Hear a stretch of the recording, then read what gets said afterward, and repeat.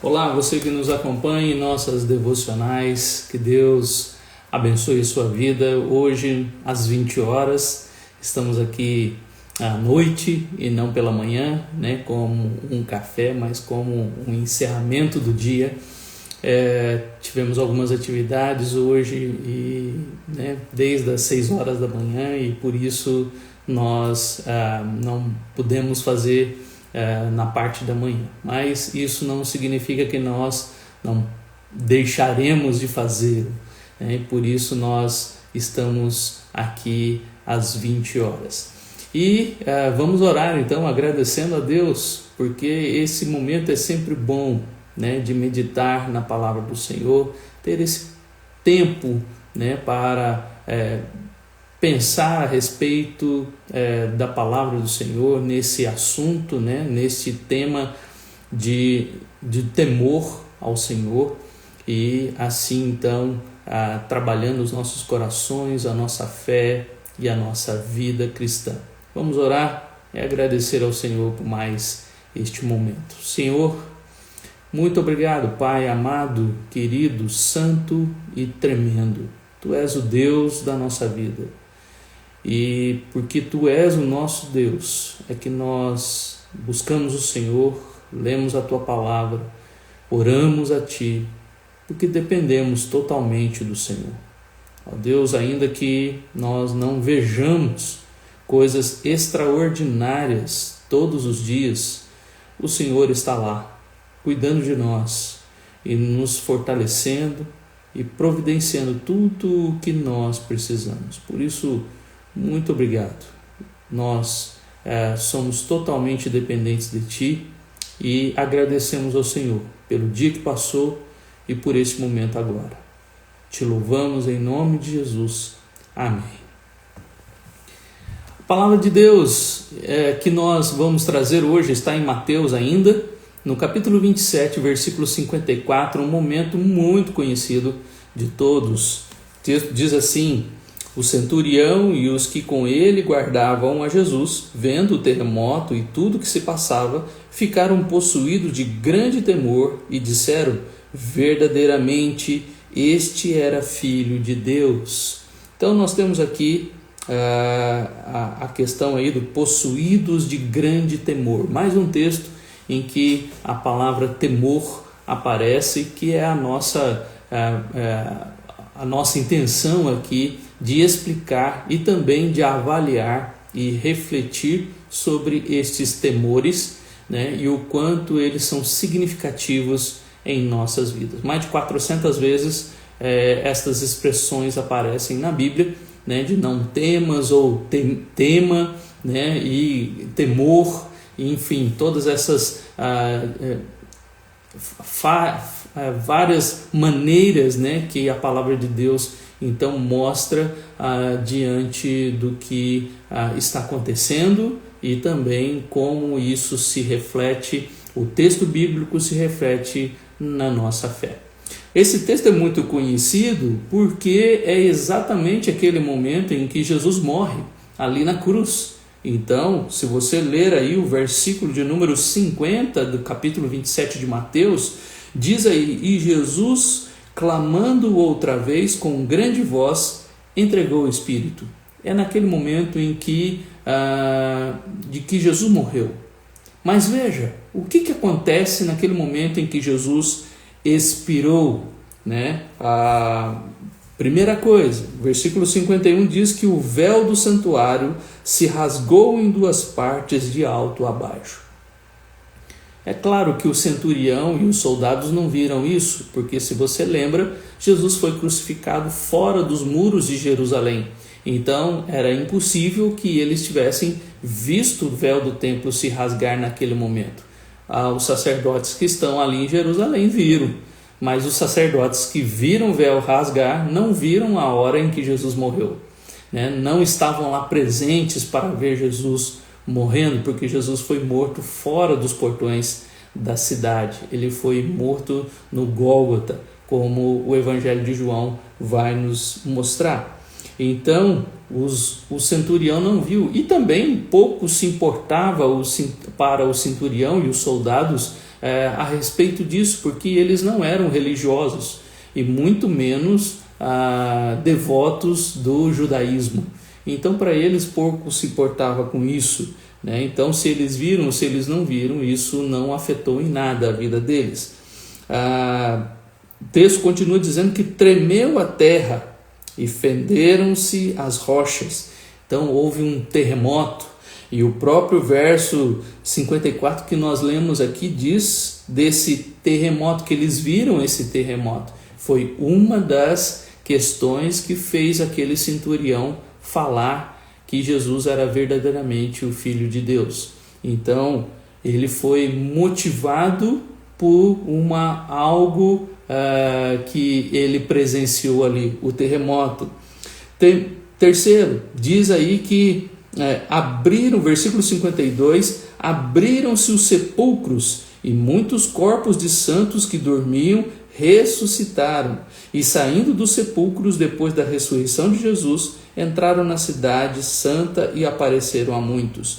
Versículos 52 e 53 aparece algo aqui extraordinário, e que também Matthew Henry vai nos dar um alerta com relação a isso, dizendo para nós tomarmos o cuidado de ficarmos bisbilhotando ou querendo saber aonde foi parar esse povo, estes santos que ressuscitaram e que apareceram e que depois desapareceram. A Bíblia não diz nada mais sobre eles. Então, ele até vai nos alertar dizendo que fiquemos com o que a Bíblia disse, que eles ressuscitaram e que eles apareceram, mas depois desapareceram, e que a gente não sabe como, não sabe para quem que eles apareceram, como isso se deu, né? E como eles desapareceram também, porque ninguém mais falou a respeito disso. Mas o fato é que aquilo que aconteceu com Eliseu no Velho Testamento agora acontece também na morte de Cristo. Cristo morre e santos ressuscitam, né? Se você lembra desse episódio na morte de Eliseu, né? Uma pessoa, Eliseu já estava morto, né? Já estava num sepulcro e já enterrado, e aí teve uma guerra, um homem morreu. Esse homem foi, quando viram a guerra, foi jogado em cima do sepulcro de Eliseu, e quando o corpo daquele homem caiu sobre os ossos de Eliseu, ele ressuscitou. Então, quando Jesus agora morre, né, aqueles que já haviam morrido ressuscitam, né? E é bem específico aqui também de dizer que quem ressuscitou foi os santos, né? Muitos corpos de santos que dormiam ressuscitaram. Pessoas que morreram, mas que criam em Jesus, ressuscitaram naquele dia quando Jesus deu o último suspiro, né? Isso aqui é um fato interessante. E que 53 diz que saindo dos sepulcros depois da ressurreição de Jesus, então eles estavam de certa forma ali escondidos, né? E quando então Jesus ressuscita, eles entraram na cidade santa e apareceram para muitos, mas depois não se fala mais nada deles, né? O fato é que aquele centurião também não viu isso, né? Ele estava junto à cruz, ele estava diante de Jesus e ele também não presenciou a ressurreição desses santos. Ele vai ficar sabendo disso depois, né? Mas naquele momento ele não tem esta informação. Então a única informação aqui que Mateus nos traz, que poderia ter dado algo de pavor e espanto àquele centurião e àqueles soldados, é o fato do terremoto, porque ele não viu o véu, ele não viu os santos, mas ele viu os tremores, ele presenciou os temores. Outra questão que nós precisamos também perceber aqui é que o texto diz que o centurião e os que com ele guardavam a Jesus. Se você voltar ao verso 36 de Mateus 27, diz aí, e assentados ali o guardavam. Então haviam soldados né, que o versículo 27 diz aí: logo a seguir os soldados do governador, levando Jesus para o pretório, reuniram em torno dele toda a corte. E aí começaram então a espancar Jesus, e depois esses soldados então levam Jesus para o Gólgota. Então nós temos aqui soldados e temos um centurião. Marcos capítulo 15 diz que o centurião, versículo 39, diz que o centurião que estava em frente dele, em frente de Jesus, vendo que assim expirara, disse: verdadeiramente este homem era o Filho de Deus. Então, Marcos vai dizer que naquele momento em que Jesus expirou, né, ele não cita a questão do terremoto. E naquele momento, então, quando aquelas questões todas acontecem, né, o dia ficou negro, né, e começou a ter ali momentos tensos também. Havia trevas sobre a terra, como Mateus 27:45 diz, ou seja, naquelas horas do meio-dia até as 3 horas da tarde, né, que era para estar um sol escaldante ali naquela região, de repente virou trevas, e durante aquele momento todo, né, houve todos esses sinais em que aquele centurião, então, observando esses sinais, percebeu que Jesus era o Filho de Deus, declarou que Jesus era o Filho de Deus. Mas veja, Lucas também vai relatar esse momento, e no capítulo 23, Lucas vai dizer o quê? Versículo 46 e 47, então Jesus clamou em alta voz: Pai, nas tuas mãos entrego o meu espírito. E dito isso, expirou. Vendo o centurião o que tinha acontecido, deu glória a Deus, dizendo: verdadeiramente este homem era justo. Então, aqui nós temos um momento em que um centurião romano, que não segue o judaísmo, não conhece as leis de Israel, não sabe o que significa esta frase, o Filho de Deus, verdadeiramente ele era Filho de Deus, né? Como Pedro em Mateus 16 vai dizer: tu és o Cristo, o Filho do Deus vivo, né? Então nós temos aqui um homem romano, um centurião, que está afirmando isso. E aí muitos podem até se animar, né, de dizer: ele se converteu naquele momento, né? Mas veja, esse possuído de grande temor é de que ele reconheceu. Há uma verdade e uma mentira aqui na sua declaração, e que isto não implica em que houve ali uma conversão, mas houve ali uma perturbação de associar a pessoa de Cristo com os eventos que estavam acontecendo ali. Então, quando ele diz verdadeiramente este era Filho de Deus, ele acertou, né? Mas o que ele está querendo trazer aqui não é só uma questão de que Jesus era Filho de Deus. De fato, Jesus era Filho de Deus. Jesus sempre foi, né? E nós não temos dúvida disso. Eu e você, se você é evangélico, se você crê no Senhor, né, você não tem dúvidas disso, de que ele é Filho de Deus. Até porque, se você ainda tem dúvidas sobre Jesus ser o Filho de Deus, então você ainda precisa conhecer a Deus de fato, você ainda precisa se converter. Porque a primeira carta de João, o apóstolo João vai dizer que aquele que não confessa que Jesus Cristo é Filho de Deus não é nascido de Deus. Então ainda não entendeu, né, a questão do Evangelho. Este homem está dizendo aqui que Jesus é Filho de Deus, e todo mundo então poderia se alegrar com isso. Mas na concepção romana, como alguém que ainda não é um convertido de fato, que teve um encontro com Cristo, ele está sendo movido para dizer isto a partir do que aconteceu antes da crucificação e a partir também dos sinais que foram revelados ali, de que Jesus de fato era o que ele disse que era, porque antes de crucificá-lo, Jesus já havia dado estas declarações e que ninguém dos judeus nem dos sacerdotes acreditava. Gostei muito de uma posição de um dos comentaristas, Adam Clarke, que vai dizer uma coisa muito curiosa e interessante, dizendo que um homem romano que não era judeu disse uma verdade, né, sobre Cristo, de que ele é o Filho de Deus, enquanto que os sacerdotes judeus, né, daquele momento, os fariseus judeus daquele momento, que esperavam pelo Messias, nunca declararam isso. E, pelo contrário, queriam jogar pedras em Jesus por causa dessa declaração.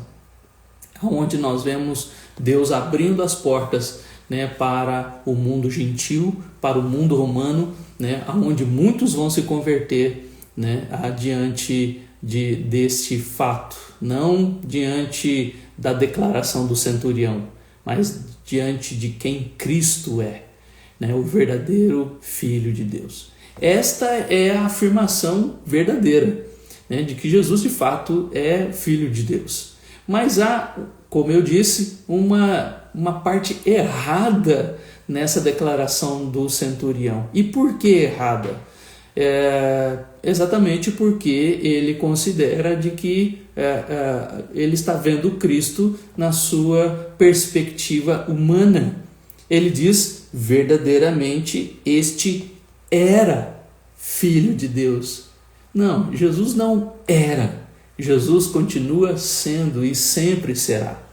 Jesus era, é e sempre será Filho de Deus.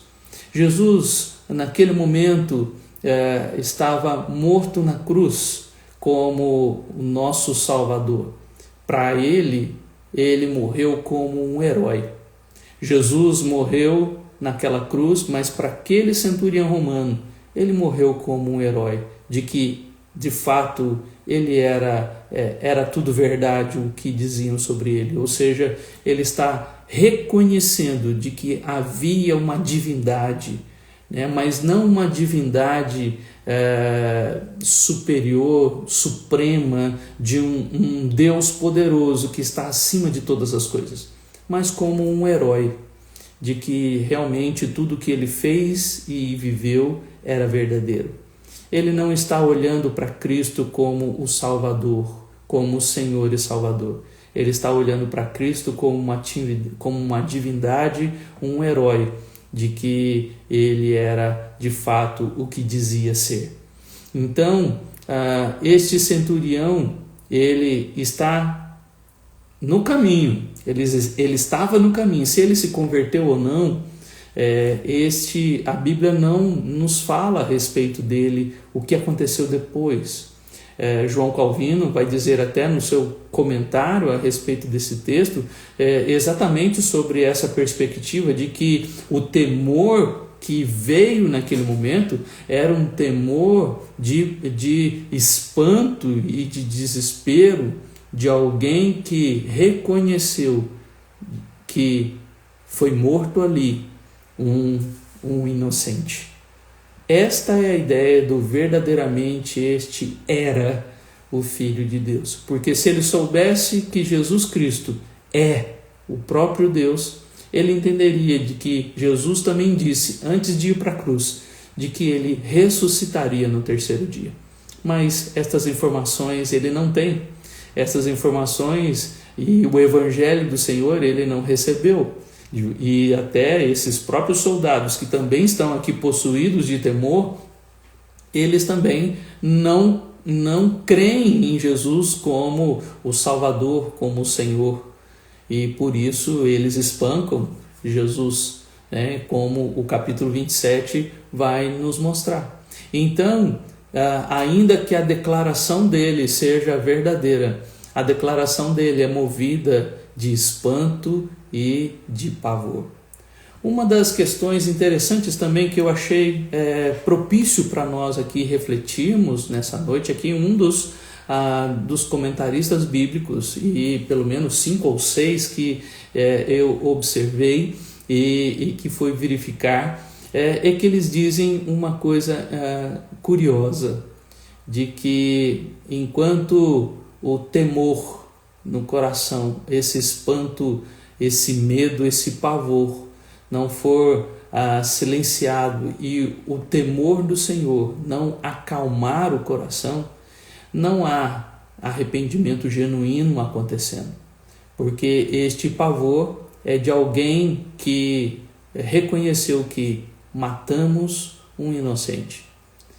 Quando esse centurião e os soldados estão possuídos de temor, eles estão querendo dizer aqui: nós matamos alguém que não era para morrer. Mas Jesus era para morrer. Jesus veio para morrer, e esta é a nossa fé. Esta é a nossa, é o alicerce, é a base da nossa fé, de que se Jesus não tivesse morrido, nossos pecados ainda, nós estaríamos condenados pelo pecado, mas Jesus levou sobre si, como Isaías 53 diz, ele levou sobre si os nossos pecados, as nossas iniquidades. Jesus veio para morrer, Jesus sabia disso, que ele morreria na cruz. E ele mesmo disse isso aos discípulos em vários momentos, principalmente ali no capítulo 16, depois daquele momento em que Pedro dá até clara declaração que Jesus diz para ele: não foi a carne ou o sangue que te revelou, Pedro, mas isso que você disse, né, é o Pai que te revelou. E logo em seguida Jesus então diz que ele sofreria, que ele morreria e que ao terceiro dia ressuscitaria. Mas aí Pedro então parece que não ouve o final, né? E fala para Jesus, para ele parar de falar que ele vai morrer. E Jesus diz a Pedro então, né: arreda Satanás, porque não cogitas das coisas do céu, né? Porque Pedro estava falando para Jesus parar de falar de morte, que ele ia morrer. Mas Jesus o final da frase não foi esse, o final da frase foi que Jesus está dizendo que ele ia ressuscitar. Então, e como Paulo também vai nos explicar no capítulo 15 de 1 Coríntios, ele diz que se não há ressurreição dos mortos, é vã a nossa fé. Então, a nossa fé está baseada na morte, mas também na ressurreição de Cristo. E se Jesus não tivesse morrido, não haveria ressurreição. Então, o que o centurião está dizendo, o que os soldados estão dizendo, eles estão possuídos não de um temor reverencial, não é o temor de alguém que busca o Senhor, não é o temor que é o princípio da sabedoria, não é o temor do Salmo 25, não é o temor de Provérbios, não é o temor de uma devoção, de uma reverência a um Deus poderoso. Não, é o temor de alguém que fez uma coisa errada. É o temor de alguém que diz assim: nós matamos um inocente. Ele morreu, mas ele não deveria ter morrido. E quando esse tipo de temor, esse tipo de culpa, assume então a vida deles, eles ainda não compreenderam, a fé em Cristo Jesus. E claro que não poderiam compreender de fato, pois eles não são judeus e eles não conhecem a lei, eles não sabem da vinda do Messias, eles não estão esperando o Messias. Mas o fato é que todos esses sinais que aconteceram no dia da morte de Cristo nos mostram o seu poder, a sua glória e o quanto Jesus era Deus e interferindo em toda a natureza, transformando o dia em trevas, e fazendo o véu do templo se rasgar, que era um tecido grosso, né, e largo, e mesmo assim o texto diz que ele se rasgou de alto a baixo, né, se fosse da barra, né, até em cima seria talvez mais fácil, mas mesmo assim não seria tão fácil assim devido à grossura daquele véu. Mas diz que começou de cima para baixo, então impossível ser uma pessoa que tivesse rasgado ali. E o terremoto acontecendo, o sepulcro abrindo e os santos ressuscitando, tudo isso, né, para revelar que Jesus Cristo era Deus, que ele é o Filho de Deus, né? Ele não era, ele é, né? Mas não como uma expressão de culpa, não uma expressão de que alguém que deveria ter libertado ele, pois aquele centurião e aqueles soldados tiveram a oportunidade de conhecer. Outra coisa interessante que nós podemos avaliar aqui é que aqueles soldados e aquele centurião mataram tanta gente ao longo da história da vida deles, mas nenhuma morte eles presenciaram como a morte de Cristo. Eles não viram morte igual em nenhum momento das suas vidas.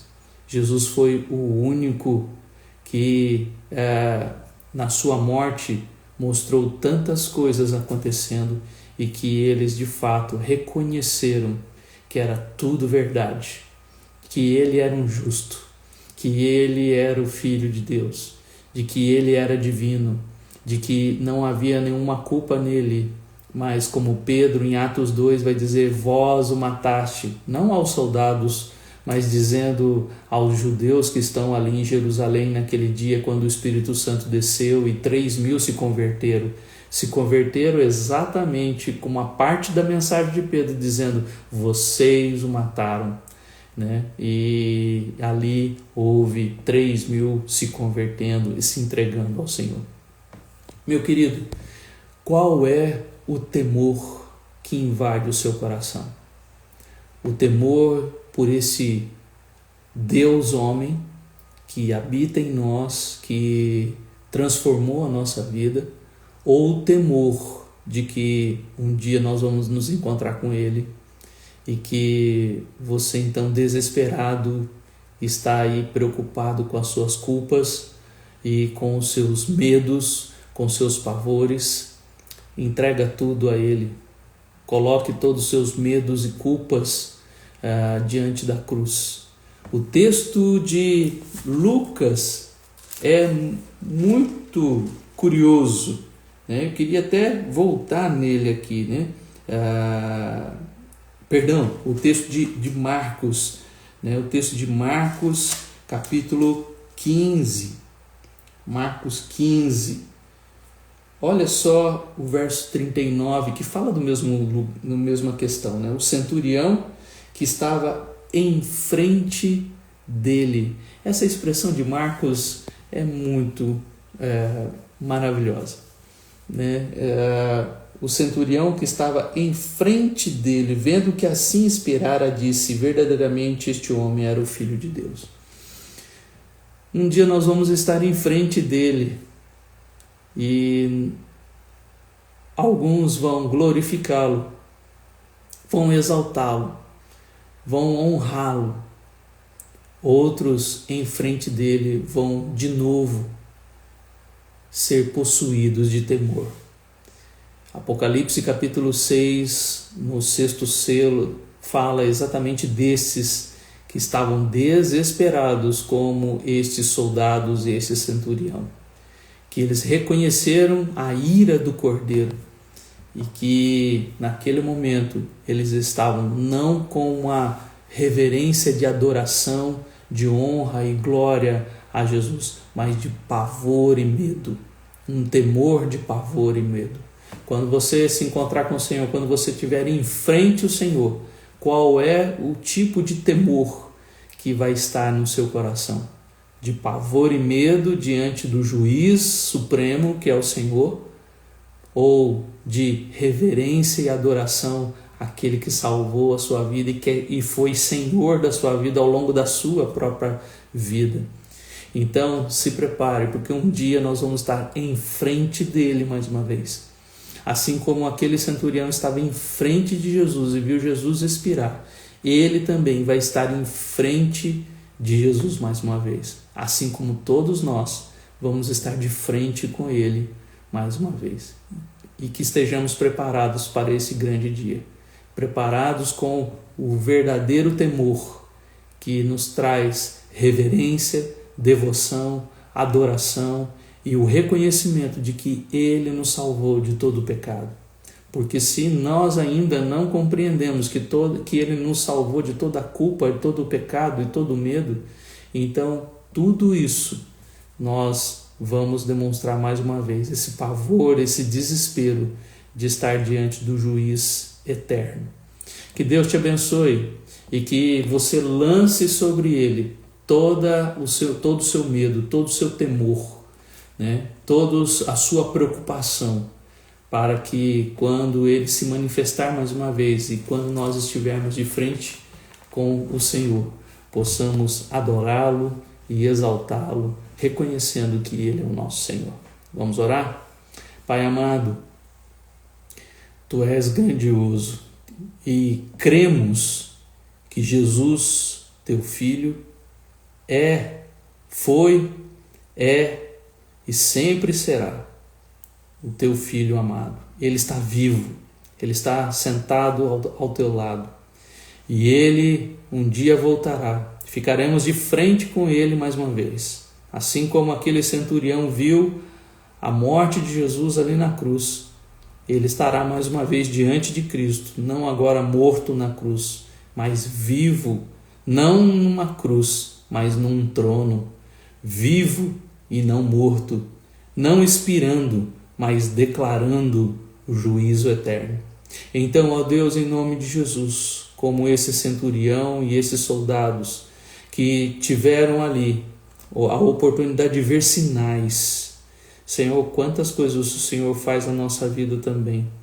Os nossos olhos não viram, ó Deus, esses sinais que esses soldados viram, mas em nome de Jesus nós cremos, ó Pai, quantas coisas o Senhor faz na nossa vida, quantas curas, quantos milagres, quantos livramentos, quantos auxílios, quantas vezes fomos, ó Deus, agraciados, abençoados, e mesmo assim não honramos, não tememos, não adoramos. Perdão, Senhor. Purifica a nossa vida e nos ajude a reconhecer e a dar a Ti toda a honra e toda a glória. Reconhecer que Tu és Senhor e que ainda, ó Deus, que não vejamos milagres e sinais diante de nós não precisamos disso para crer. Nós cremos na Tua palavra e ela nos basta para a nossa fé. Então, quando estivermos diante do Senhor naquele dia, queremos temê-lo, honrá-lo, glorificá-lo e não ter medo de estar na Tua presença. Em nome de Cristo, abençoa a cada um desses que nos acompanharam e também que irão, ó Deus, meditar na palavra do Senhor. Abençoa para que eles se entreguem ao Senhor e reconheçam que somente o Senhor pode perdoar pecados e nos livrar de todo medo, toda culpa, todo o pavor e nos fazer temerosos, tementes e no aspecto do respeito, da adoração, da devoção. Ajuda-nos, abençoa-nos em nome de Cristo Jesus. Amém. Que Deus te abençoe e que o Senhor te prepare para aquele grande dia que, como centurião, você também vai ficar de frente com o Senhor. E que você seja, então, ouça do Senhor dizendo: entre para o reino eterno, né? Servo bom e fiel, né? Entre para o gozo de Deus, nosso Pai.